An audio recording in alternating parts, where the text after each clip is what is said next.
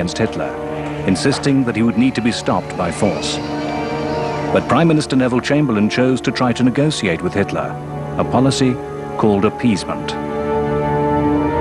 Everyone had heard Churchill pronounce that doom was around the corner.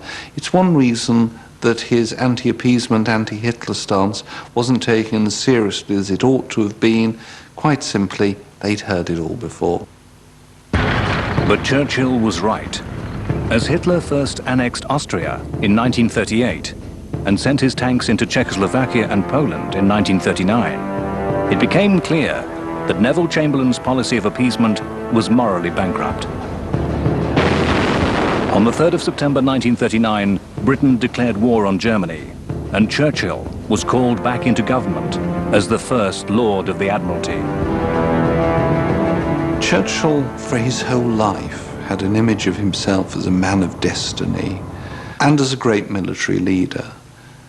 It's no accident that at the start of the First World War, but more particularly throughout the Second World War after May 1940, he feels exhilarated because finally the image of Churchill in his head and Churchill in reality have come together.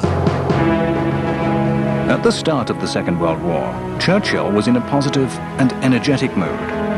But in the First World War, this positive mood had come to an end with the bloody failure of the Dardanelles campaign and Churchill's disgrace. Part of this pattern was about to repeat itself. When Churchill was offered the post of First Lord of the Admiralty, the political head of the Admiralty, at the start of the Second World War, he was absolutely ecstatic. He bounded up the steps of the Admiralty, whooped for joy, entered the operations room, and began to move ships around. But just as at the start of World War I, the early phases of the conflict didn't provide Churchill with much action. From September 1939 until May 1940, Hitler's expected invasion of Western Europe didn't come. In this dull period of phony war, Churchill became wedded to the idea of invading neutral Norway to block off the Nazis' access to Scandinavian iron ore. But historians now question the strategic value of the plan. Churchill, once back in office, shows all the hallmarks of Churchill in office.